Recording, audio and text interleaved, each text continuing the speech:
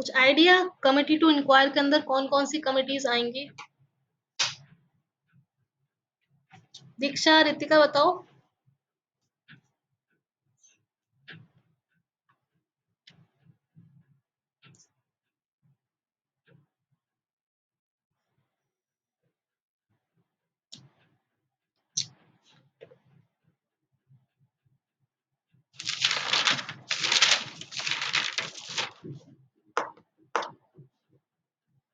हमको आज यही पढ़ना है, ठीक है।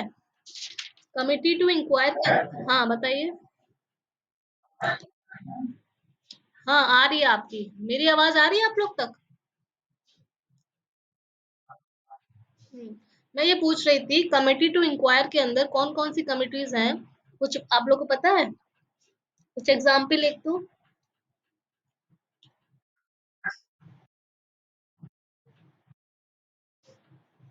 हम्म,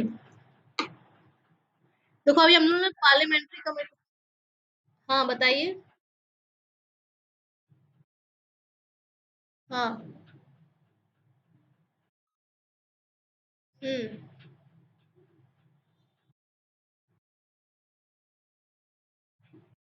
हम्म। नहीं, ये आप जो बता रहे हैं ठीक है, ठीक है। यही कुछ कमिटीज हैं, जो लिस्ट हमने एक पीडीएफ शेयर किया था उसमें भी कुछ मेंशन होंगी, ठीक है। तो जो इम्पोर्टेंट है वो कुछ हम डिस्कस कर लेते हैं, और हमारा जो फोर्थ यूनिट है ऑलमोस्ट कवर हो जाएगा इनसे, ठीक। और कमिटीज टू इंक्वायर के अंदर जो आपने बोला, वो आप नोट कर लीजिएगा कि कमिटी ऑन पिटिशंस आ जाती है, कमिटी ऑन प्रिविलेजेस आ जाती है, कमिटी ऑन इथिक्स आ जाती है, ठीक है। एक सेकेंड।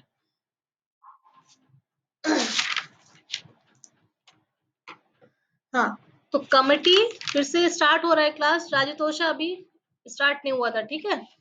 तो कॉपी पेन ले लेना, क्योंकि बहुत सारी कमिटीज हैं, कुछ कुछ पॉइंट्स आप लोग नोट कर लेना, ताकि जब ओवरऑल आप देखो बैठो सेल्फ स्टडी के लिए तो कुछ याद रहे, ठीक। कमिटीज ऑन इंक्वायर के अंदर तीन तरह की कमिटीज आ रही हैं। That is first one is committee on petitions, committee on privileges, और कमिटी ऑन इथिक्स, ठीक है। और भी कुछ तरीके की कमिटीज हैं, जैसे committee to scrutinise and control, उसके अंदर कुछ और कमिटीज आती हैं, उनके बारे में भी हम थोड़ा बहुत पढ़ लेंगे आज, ठीक। एक तो कमिटीज टू इंक्वायर के अंदर तीन तरीके की कमिटीज हो गई, और committees to scrutinise and control के अंदर कुछ और कमिटीज आती हैं, जैसे committee on government assurance, committee on subordinate legislation. ये पढ़ना इसलिए इंपॉर्टेंट है कि administrative law is all about subordinate legislation, ठीक है। Committee on paper laid on the table, committee on welfare of SC STs, जो भी हमारे constitution provision regarding the empowerment of womens, committee on office of profit. ये सारी कुछ चीजें हैं जो committee to scrutinise and control के अंदर आती हैं। बेसिकली हमको तीन पे ज्यादा फोकस करना है, इनके बारे में कुछ इंपॉर्टेंट पॉइंट्स आज देखेंगे। कि कमिटी ऑन पिटिशंस, ठीक है। तो किसी को पता है कमिटी ऑन पिटिशन, कुछ आइडिया? पिटीशन नाम है, तो किस तरीके का पिटीशन होगा?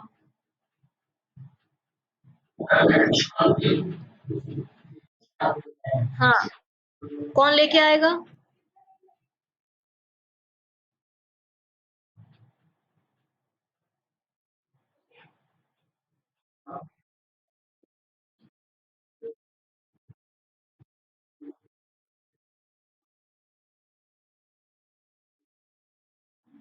हाँ, तो ऑब्वियस सी बात है, देखो जब आप बोल रहे हो कि कोई बिल आया, ठीक, कि गवर्नमेंट क्या करती है, टाइम टाइम पे बिल लेकर आती है, ठीक। अब बिल का क्या होता है, दोनों हाउसेस से हम पास करवा रहे हैं उसको, ठीक। उसके बाद प्राइम मिनिस्टर, वो प्रेसिडेंट की क्या होते हैं, सिग्नेचर होते हैं, फाइनल असेंट मिल जाती है, ठीक। तब वो क्या कन्वर्ट हो जाता है, एक्ट हो जाता है। तो बिल के ऊपर अगर कोई पिटीशन आती है एक्ट होने से पहले, कि भाई कोई मैटर है जिसके ऊपर डिस्कशन चाहिए, ठीक, या फिर कोई अर्जेंट पब्लिक इंपॉर्टेंस का है, तो वहां पे कोई इंक्वायरी से रिलेटेड कि इस पर्टिकुलर बिल में ये कमियां हैं, खामियां हैं, ठीक है, तो एक तरीके का आप एग्जामिन कर रहे हो उस पर्टिकुलर चीज को, ठीक। उससे रिलेटेड क्या होता है, इस तरीके की पिटीशंस या तो मेंबर ऑफ पार्लियामेंट या फिर कोई एसोसिएशन, ठीक है, ला सकता है for changes in that particular bill. समझ आ रहा है? उसी उसी तरीके की चीजों को देखने के लिए जो कमिटीज होती हैं उनको कहते हैं कमिटी ऑन पिटिशंस। ठीक। तो टाइम टाइम पे जो बिल बिल लेके आया जा रहा है उसके ऊपर जो एक चेक रखने के लिए या फिर क्वेश्चन रखने के लिए आप ही मेंबर ऑफ पार्लियामेंट है, ठीक है, ऑपोजिशन हो गए, तो आपको कुछ कमियां खामियां नजर आ रही हैं, कोई एसोसिएशन के मेंबर हो गए आप, तो उससे रिलेटेड आप अपने व्यू पॉइंट को सामने पेश कर सकते हैं, उससे रिलेटेड आप पिटीशन डाल सकते हैं कि आपको उस पर्टिकुलर पॉइंट पे आपको एतराज है या फिर इसमें कुछ चेंजेस होने चाहिए, कुछ रिकमेंड करना।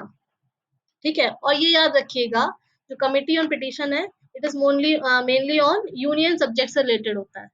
ठीक है, जब हम पार्लियामेंट की बात कर रहे हैं तो यूनियन सब्जेक्ट से रिलेटेड जो भी आएंगे आपके शेड्यूल के अंदर, उनसे रिलेटेड इनके ऊपर कमिटीज आप इस तरीके की बनाई जाती है। ठीक। लोकसभा में इसके कितने मेंबर होते हैं? 15। ये कुछ चीजें नोट कर लेना। राज्यसभा में 10। कमिटी ऑफ पिटीशन में लोकसभा में 15 मेंबर्स होते हैं और कमिटी ऑफ पिटीशन राज्यसभा में 10 मेंबर्स होते हैं। ठीक। तो ये अपनी पहली कमेटी हो गई, कमेटी ऑन पिटीशन। जब बिल की ओवरऑल आप देख लो, बिल की बात कर रहे हैं, ठीक। यहाँ पे आपको आंसर जो देना है वो बिल से रिलेटेड देना है, आप याद रखिएगा।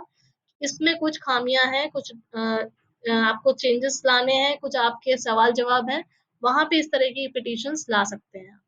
ठीक। अब कमिटी ऑन प्रिविलेजेस, अब कहाँ के प्रिविलेजेस भाई?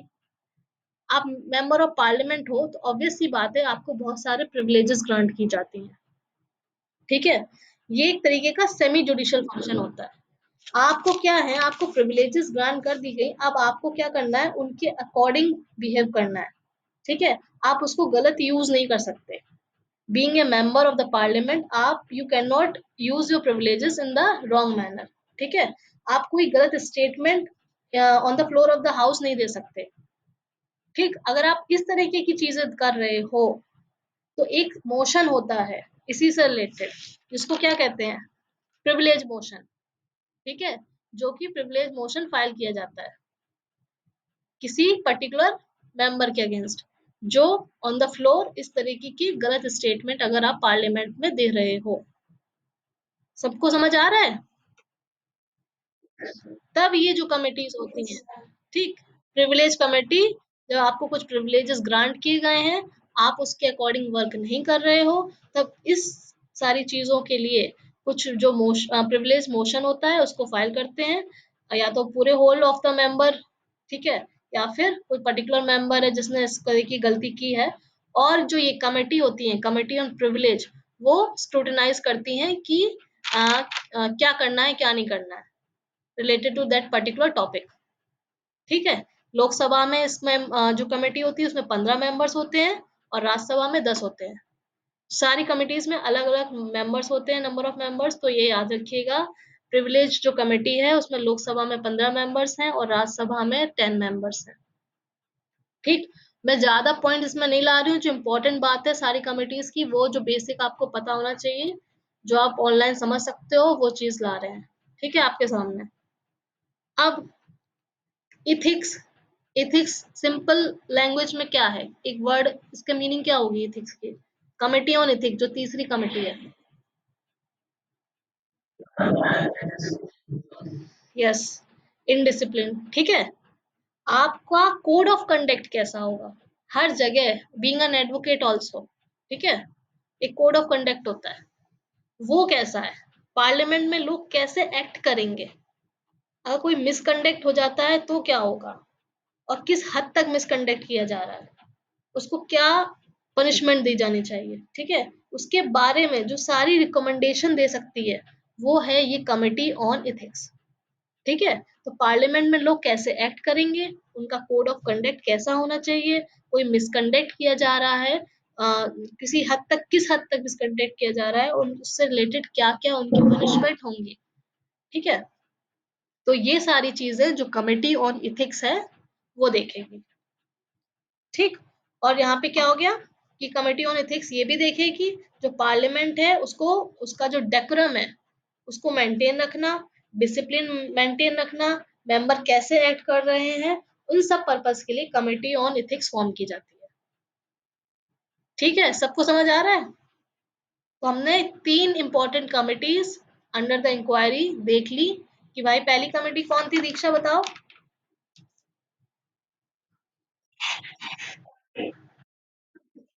हाँ, first committee on petition Rajtosha, second committee बताओ।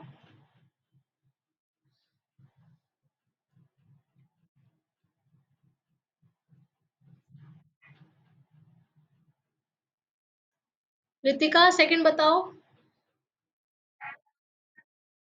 ठीक है, पहली कमेटी है अपनी committee on petitions, second is committee on privileges. Kanchan तो अभी आई हैं। अविनाश तीसरी कमेटी कौन सी थी? Committee on ethics. ठीक है, तो कंचन अभी हम लोग जो लास्ट टॉपिक है फोर्थ यूनिट का, that is committee to inquire, उसमें कौन कौन सी कमेटी आती हैं वो पढ़ रहे हैं। ठीक है, तो कमेटी टू इंक्वायर के अंदर तीन कमेटीज हमने पढ़ी हैं अभी, committee on petition, committee on privileges and committee on ethics. Committee on petitions तब कमिटी ये वर्क करती है जब कोई पर्टिकुलर बिल है, उसके ऊपर आपको कोई ऑब्जेक्शन है, जो पर अर्जेंट पब्लिक इंपॉर्टेंस का है, जिससे रिलेटेड आपके पॉइंट्स कुछ मैच नहीं कर रहे हैं, आपको नहीं समझ आ रहा है ये पर्टिकुलर जो बिल में पॉइंट्स हैं वो वर्थ हैं भी नहीं, वो उनको कंटिन्यू फर्दर ऑन करना चाहिए कि नहीं, उनसे रिलेटेड जो भी इशू हैं, जो डिस्कशन है, उनसे रिलेटेड क्या है, ये इस तरह की कमिटीज हैं जो फॉर्म की जाती हैं। उसमें मेंबर ऑफ पार्लियामेंट क्या है, पिटीशन लेके आते हैं पर्टिकुलर टॉपिक पे और डिस्कशन होता है। ठीक है, और ये बेसिकली यूनियन सब्जेक्ट से रिलेटेड होता है। लोकसभा में 15 मेंबर होते हैं और राज्यसभा में इसमें 10 मेंबर्स होते हैं। ठीक है, मतलब अलग अलग होंगे, इकट्ठा नहीं है। लोकसभा में जो कमेटी ऑन पिटीशन है उसमें 15 मेंबर है, और राज्यसभा के अंदर जो कमेटी ऑन पिटीशन है उसमें 10 मेंबर है। ठीक। अब कमेटी ऑन प्रिविलेजेस, तो सारे जो मेंबर ऑफ पार्लियामेंट है उनको क्या है, प्रिविलेजेस प्रोवाइड की जाती है। तो जो प्रिविलेजेस है उनका सही तरीके से यूज करना, अगर कोई मेंबर ऑफ पार्लियामेंट नहीं कर रहा है, उसके अगेंस्ट क्या एक्शन होना चाहिए, उसका क्या पनिशमेंट होना चाहिए, उससे रिलेटेड प्रिविलेज मोशन होता है, वो यहाँ पे लाया जाता है। और ये जो प्रिविलेज कमेटी है वो वर्क करती है। ठीक है, इसमें जो अपना लोकसभा है 15 मेंबर है, राज्यसभा में 10 मेंबर है। अब कमेटी ऑन एथिक्स हम लोगों ने पढ़ ली, जो कि एक पॉइंट यहाँ पे रह गया है, राज्यसभा में इसको 1997 में बनाया गया था और लोकसभा में 2000 में बनाया गया है। ठीक है, 1997 में राज्यसभा में इस कमेटी को बनाया है, कमेटी ऑन एथिक्स को, और लोकसभा में इट इज फॉर्म्ड इन 2000। ठीक है, अब यहाँ पे क्या है, पार्लियामेंट में जो लोग हैं वो कैसे एक्ट करेंगे, उनका कोड ऑफ कंडक्ट क्या होना चाहिए, अगर उन्होंने कोई मिसकंडक्ट किया है तो उसके रिलेटेड क्या प्रोविजंस हैं, क्या उनको किस हद तक उनको पनिशमेंट देनी है, और कितना एक तरीके से कह लो डिग्री क्या है मिसकंडक्ट की। ठीक है, तो पार्लियामेंट का डेकोरम मेंटेन करना, तीन चीजें, डिसिप्लिन मेंटेन करना और मेंबर्स कैसे एक्ट करेंगे, उन सारी चीजों के लिए ये कमेटी ऑन एथिक्स होती है। ठीक। नाउ थोड़ा हम जो टॉपिक था हमारा जो सिलेबस से अकॉर्डिंग वो हमने पढ़ लिया है, थोड़ा इधर उधर की जो कमिटीज हैं वो और थोड़ी नजर देख लेते हैं, कभी आपको आपके सामने आ जाए तो आपको पता होना चाहिए। तो जो नेक्स्ट कैटेगरी है that is committee to scrutinise and control. अब बात आ जाती है, वर्ड ही ऐसा है, स्क्रूटनाइज करना और कंट्रोल करना। तो इस तरह की कमिटीज कुछ हैं अपने यहाँ पार्लियामेंट में जो फॉर्म की जाती है, that is committee on government assurance. पहली कमिटी है under committee of scrutinise and control, that is committee on government assurance. Committee on government assurance क्या है, अब लास्ट के जो दो वर्ड्स हम देखते हैं, गवर्नमेंट एंड एश्योरेंस, गवर्नमेंट क्या एश्योर कर रही है, ठीक है, क्या प्रोमिस कर रही है टाइम टाइम पे, क्या जो स्कीम्स हैं उनको कैसे इम्प्लीमेंट कर रही है, जो वादे किए हैं वो पूरे कर भी रही है कि नहीं, जो टारगेट है वो कंप्लीट हो रहा है कि नहीं, जो पैसा किसी पर्टिकुलर स्कीम में लगाया गया है वो इम्प्लीमेंट उस स्कीम का उस तरीके से हो रहा है कि नहीं, पैसे की बर्बादी तो नहीं हो रही, जिस पर्टिकुलर चीज के लिए पैसे यूज करे जाना चाहिए उसके लिए यूज हो भी रहे हैं कि नहीं। तो ओवरऑल जो गवर्नमेंट के जो मिनिस्टर्स हैं, जो हमको टाइम टू टाइम प्रॉमिस करते हैं, एश्योर करते हैं कि ये पर्टिकुलर चीज हम आपके लिए करने वाले हैं, तो जो क्या है ऑपोजिशन पार्टी एक तरीके से नजर रखती है उस पर। ठीक, और यहाँ पे एक उनकी आंसरेबल होते हैं वो। ठीक, तो ये पूरा प्रोसेस जो है वो कमेटी ऑन गवर्नमेंट एश्योरेंस देखती है। ठीक, लोकसभा में इसके 15 मेंबर होते हैं, राज्यसभा में 10 मेंबर होते हैं, और 1953 में committee on government assurance form की गई थी पहली बार। क्लियर है सबको? ठीक है, 1953 में फॉर्म की गई, लोकसभा में 15 मेंबर्स हैं, राज्यसभा में 10 मेंबर्स हैं। ठीक। अब जो अनदर कमेटी है, committee to scrutinise and control के अंदर जो आती है वो है कमेटी ऑन सबऑर्डिनेट लेजिस्लेशन। तो पार्लियामेंट में जो मेंबर्स हैं उनके पास पावर्स होती है by laws rules regulations time time पे बनाने के, ये आप सबको पता है, ठीक है। तो उनके पास ये पावर है कि कहाँ वो स्मॉल लॉज रूल्स वगैरह फ्रेम कर सके, ठीक है। इन्हीं के ऊपर जो ये सबऑर्डिनेट लेजिस्लेशन है, इनके ऊपर एक तरीके से आप कह सकते हो चेक करने के लिए, ठीक है, कि ये जो आपने एक्स्ट्रा जो लेजिस्लेशन बनाए हैं, कोई एग्जाम्पल बताओगे आप, कोई इस तरीके का बहुत अच्छा एग्जाम्पल हो इस लेजिस्लेशन से रिलेटेड, सबऑर्डिनेट लेजिस्लेशन जो एग्जीक्यूटिव ने बनाया हो। अविनाश बताइए, कुछ आइडिया है? दीक्षा, राजतोषा, रितिका, कंचन।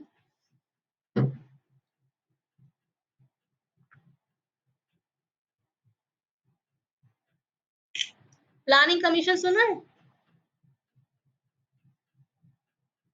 जो कि नीति आयोग हो गया है।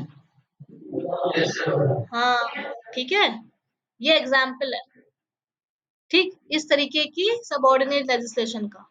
अब ये कैसे वर्क कर रहे हैं, इनके ऊपर चेक रखने के लिए ये सारी कमिटीज फॉर्म की जाती है, ठीक है, कैसे इनकी वर्किंग हो रही है। तो इसमें लोकसभा में 15 मेंबर हैं और राज्यसभा में भी 15 मेंबर्स होते हैं इस तरह की कमिटी में। कौन सी कमेटी है? Committee two committee on subordinate legislation, ठीक है, समझ आ रहा है? हाँ। अब आ जाते हैं committee on paper laid on the table. अब पेपर लेड से मतलब क्या होगा?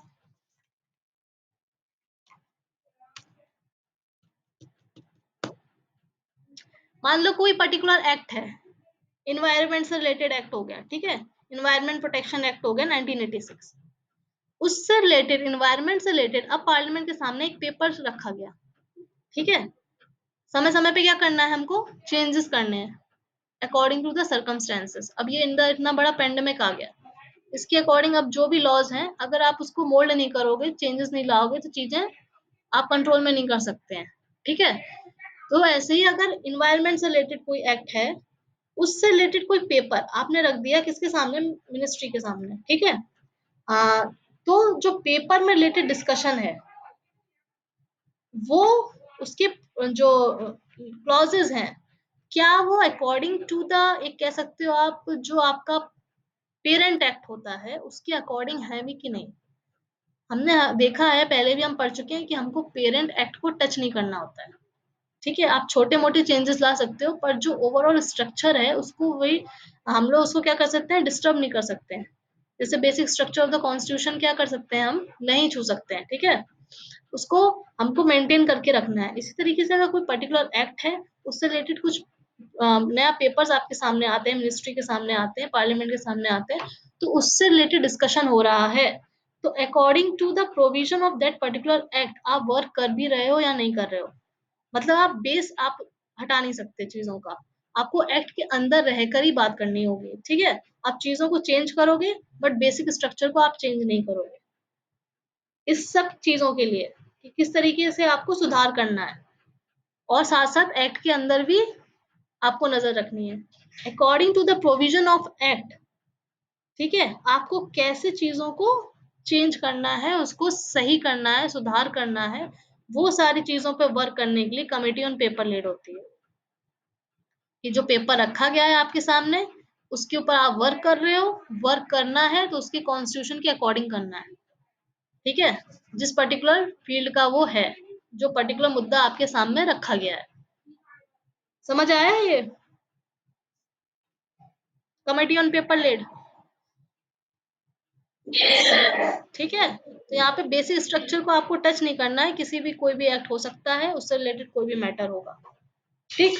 नाउ नेक्स्ट कमेटी, जो छोटी छोटी प्रोविजंस जो अपने कॉन्स्टिट्यूशन में दे रखे हैं regarding national committee on SC and ST, committee on empowerment, तो जो भी प्रोविजंस हैं कॉन्स्टिट्यूशन के, ठीक है, ये कॉन्स्टिट्यूशन बॉडीज हैं, इसमें एक तरीके की जो SC ST वाली जो कमेटी हम बता रहे हैं, national committee on SC and ST, उसमें क्या है कि ज्वाइंट कमेटी होती है, ठीक है, ये इसका नाम होता है, इस कमेटी का नाम है committee on welfare of SC and ST, जो कि committee to scrutinise and control के अंदर आती है। एक कमेटी का नाम है committee on welfare of SC/ST and committee on empowerment of women. ये दो तरह की कमिटीज हैं। आपके नाम से ही पता चल रहा है आपको, committee on the welfare of SC/ST। तो यहाँ पे ओवरऑल वेलफेयर किसका देखा जा रहा है? इस पर्टिकुलर ग्रुप ऑफ क्लास के जो लोग हैं उनका देखा जा रहा है। ठीक है, उनको किस तरीके का कोई भी उनके जो कॉन्स्टिट्यूशनल सेफगार्ड्स हैं जिनको प्रोवाइड किए गए हैं उनमें इम्प्रूवमेंट कैसा करना है, उनको वो मिल भी रहे हैं या नहीं, उनकी वेलफेयर रिलेटेड प्रोग्राम्स जो हैं वो वर्क कर भी रहे हैं या नहीं, उनके बेटरमेंट के लिए जो जो चीजें हो सकती हैं गवर्नमेंट के द्वारा और वो की जा रही हैं या नहीं जो according to the constitutional provisions, इन सब को डील करने के लिए ये कमेटी होती है जो एक आई रखती है इन सब ओवरऑल मैटर्स में, डिस्कशंस में। ठीक है, उनके कोई भी राइट्स इन्फ्रिंज तो नहीं किए जा रहे हैं। ठीक। अब committee on empowerment of women, तो ऑब्वियस सी बात है यहाँ पे विमेन एम्पावरमेंट की बात आ जाती है तो पूरा फोकस यहाँ पे विमेन्स के ऊपर होगा। ठीक, तो नेशनल कमीशन ऑफ वुमेन जो है उसकी रिकमेंडेशन, क्या बातचीत चल रही है, क्या वुमेन की प्रोग्रेस के लिए क्या स्टेप बाय स्टेप जो चीजें कदम उठाने चाहिए, क्या स्टेप्स लिए जा रहे हैं, लिए भी जा रहे हैं कि नहीं लिए जा रहे हैं, और क्या नीतियां आ रही हैं उनसे रिलेटेड, वो सारी चीजों को देखने के लिए जो कमेटी होती है वो committee on empowerment of women है। लोकसभा में इसके 20 मेंबर हैं, राज्यसभा में 10 मेंबर है। ठीक, एक बार क्रॉस चेक भी कर लीजिएगा इसके मेंबर्स, लोकसभा में 20, राज्यसभा में 10। ठीक है, तो ओवरऑल इसका फोकस कहाँ पे है? विमेन्स के ऊपर है। समझ आ रहा है?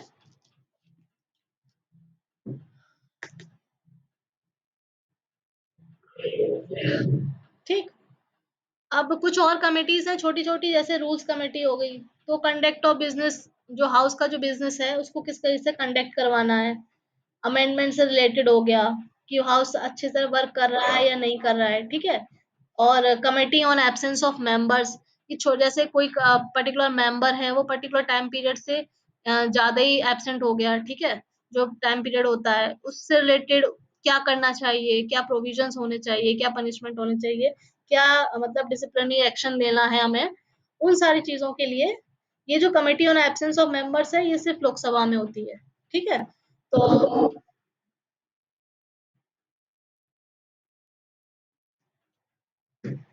ये committee on absence of members सिर्फ हमारी लोकसभा के अंदर होती है। रिगार्डिंग द डिसिप्लिनरी एक्शन, कोई नहीं आ रहा है, एब्सेंट हो रहा है, इन सब के लिए ये छोटी छोटी क्या है कमिटीज बनाई गई है। ठीक है, तो हम लोगों ने बहुत सारी कमिटीज पढ़ ली, कोई भी कमिटीज में आपको डाउट हो तो पूछ लीजिए।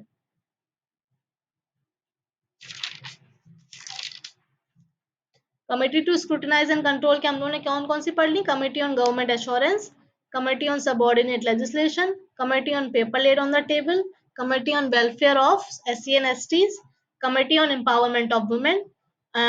ज्वाइंट कमेटी एक ऑफिस ऑफ प्रॉफिट से रिलेटेड भी होती है। ठीक, कि आप पर्टिकुलर जगह पे दो जगह पोजीशन होल्ड नहीं कर सकते। ऑफिस ऑफ प्रॉफिट क्या होता है, कोई बताएगा?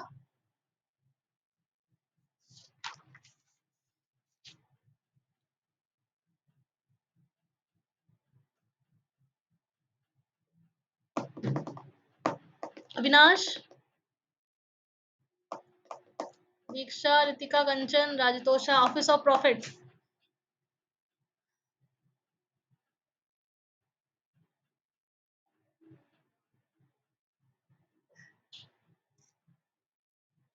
वॉइस आ रही है आप लोग को? बताइए कुछ आइडिया ऑफिस ऑफ प्रॉफिट से रिलेटेड।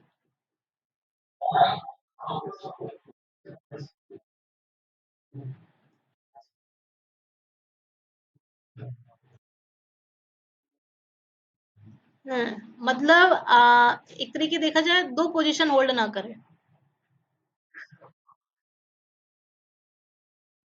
हाँ, फाइनेंशियली गेन नहीं कर सकता। ठीक है, मतलब एक जगह से आपको मिलना चाहिए, प्रॉफिट आपका दो जगह से नहीं आना चाहिए। ठीक, इसी तरीके की जो जॉइंट कमेटी होती है वो चेक रखती है। मान लो आप किसी पर्टिकुलर ऑर्गेनाइजेशन कंपनी के ऑफिसर की पोजीशन में बैठे हुए हो। ठीक है, और कल की डेट में आप क्या कर रहे हो, इलेक्शन कर रहे हो for the post of parliament. Parliament के अंदर आपको बैठने के लिए आप इलेक्शन में खड़े हो जाते हैं। ठीक है, तो आप क्वालिफाइड हैं या नहीं, कि करंटली आप किसी पोस्ट पे बैठे हुए हैं, वहां से ऑफिस ऑफ प्रॉफिट आप गेन कर रहे हो, और फर्दर आप सेकंड पोजीशन के लिए आप इलेक्शन में खड़े हो रहे हैं। उसके बाद अगर आप जीत जाते हो तो आप के क्या, मतलब आप कह सकते हो अंडर विच कैटेगरीज आप बिलोंग करोगे, आप उसमें होल्ड कर भी पाओगे वो ऑफिस या नहीं। आप दो जगह से पैसा नहीं कमा सकते। ठीक, उन सारी चीजों। हाँ हाँ हाँ,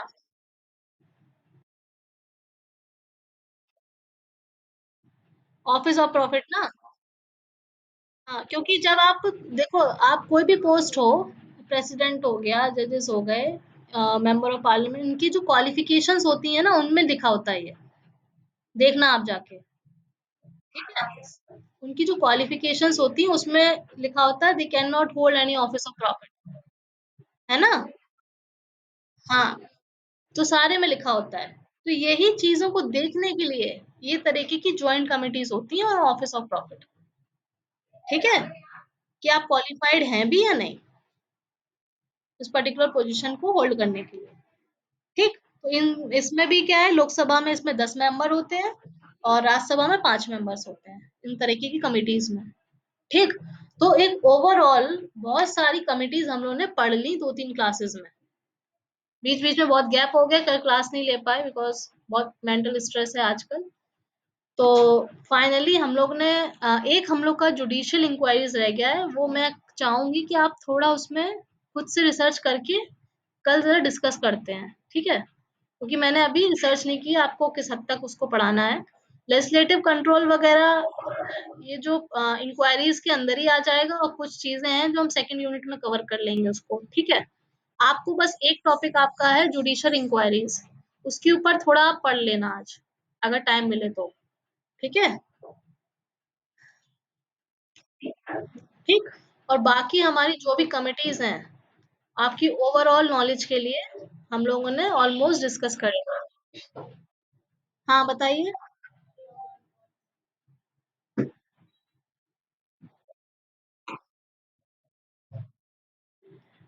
देखो क्या होता है ना, कभी कभी क्या जुडिशरी का इंटरफेरेंस आ जाता है, पर्टिकुलर आप कह सकते हो इंक्वायरी के लिए कोई कमेटी बना देती है। समझ रहे हो आप।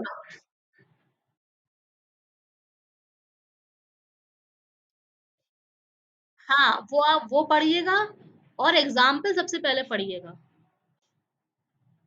समझ आ रहा है। कोई भी ऐसी कमेटी, जैसे हमें नीति आयोग बताइए आपको सबऑर्डिनेट लेजिस्लेशन के अंदर, ठीक है, वो एक एग्जाम्पल हो गई, ओवरऑल आपकी पिक्चर क्या हो गई, क्लियर हो गई। ऐसी आप जुडिशियल इंक्वायरीज के अंदर कोई कमेटी फॉर्म की गई हो इस तरीके की, वो सबसे पहले एग्जाम्पल देखना आप, सब लोग, ठीक है। उसके बाद हम लोग डिस्कस करेंगे।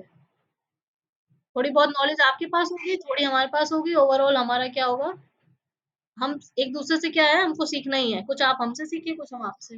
ठीक है, क्योंकि अभी ओवरऑल रिसर्च टाइम ऐसा चल रहा है कि पूरा टाइम नहीं दे पा रहे हैं हम लोग चीजों में।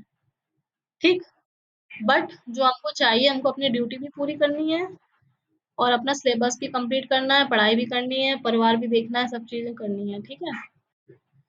तो कॉपरेशन इज नीडेड। ठीक, इन सारी कमिटीज समझ में आ गई आप लोग को अच्छे से, जो हमने पढ़ाई 2 दिन में। ठीक, दीपक जी आज आप लेट हो गए हैं, ऑलमोस्ट क्लास ओवर हो गया है।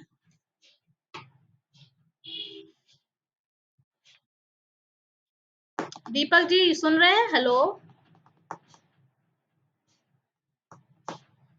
वॉइस नहीं जा रही है क्या। ठीक है, तो मैं आप, हाँ आज आप लेट आए हैं, काफी लेट ज्वाइन किया आपने।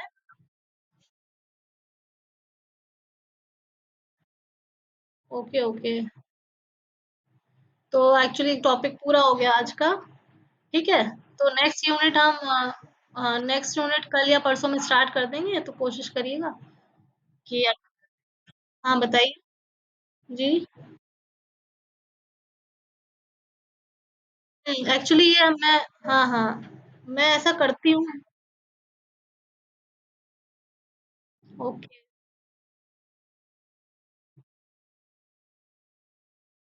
जी जी, ओके।